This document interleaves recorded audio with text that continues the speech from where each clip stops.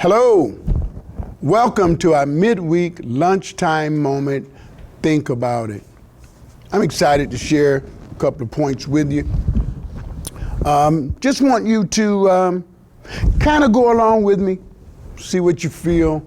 I want you to think for a moment. Think of some words that come to your mind, just single words, that just seem to have a negative vibe, negative connotation that goes with it.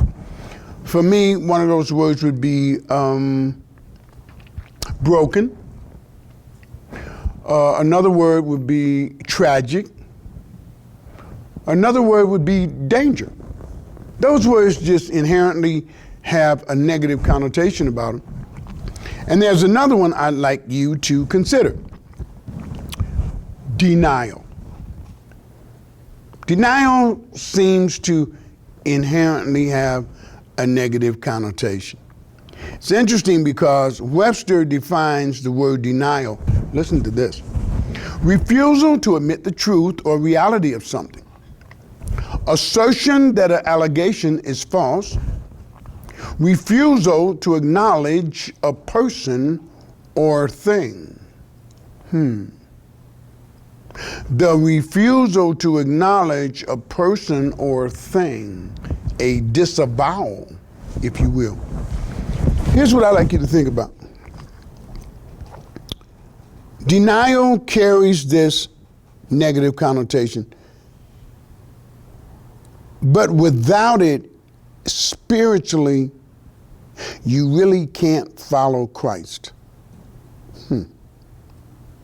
And the denial, the disavowing, is about you or me as an individual. Listen to this.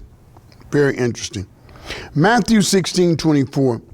Then Jesus says to his disciples, if any man will come after me, let him deny himself, take up the cross, and follow me. It's seldom that we want to get excited about words that appear to have a negative connotation, that would appear to take us in the wrong direction. But the truth of the matter is, at some point in time, to have a consistent, ongoing relationship with Christ, you must deny yourself. You must deny yourself.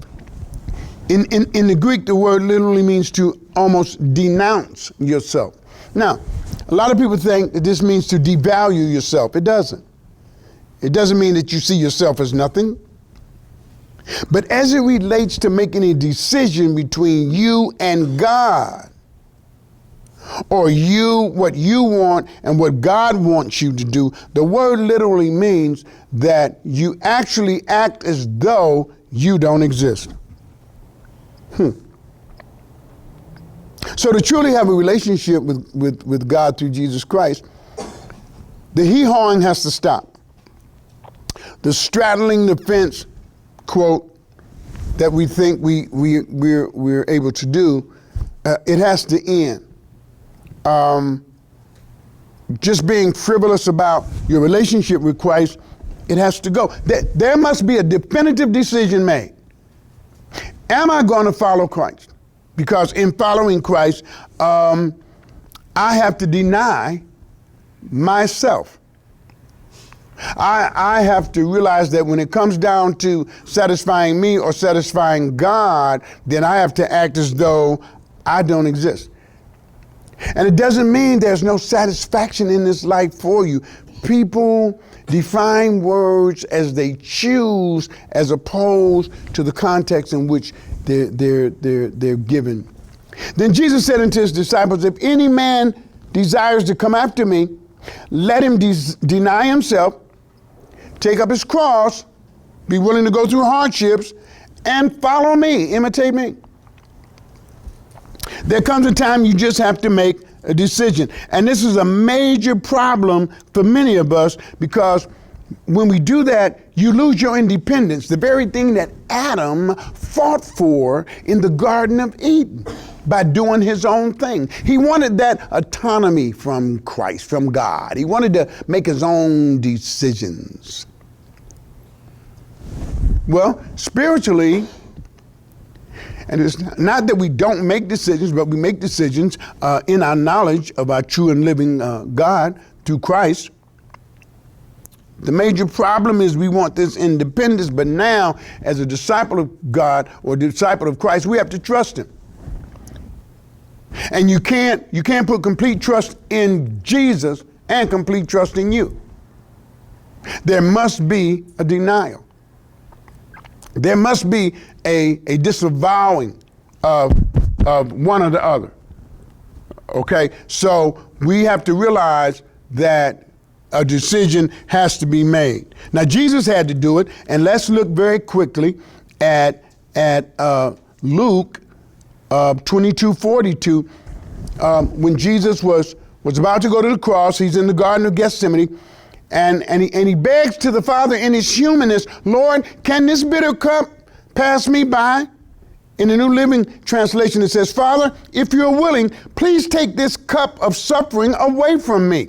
Now listen to Jesus in his humanness. Yet I want your will to be done, not mine. A denial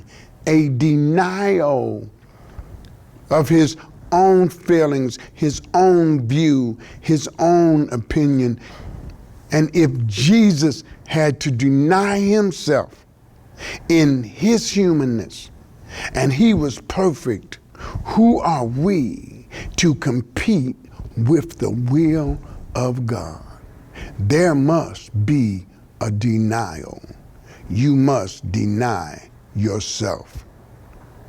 I just really want you to weigh that, consider it, read it for yourself, pray about it, whatever you have to do.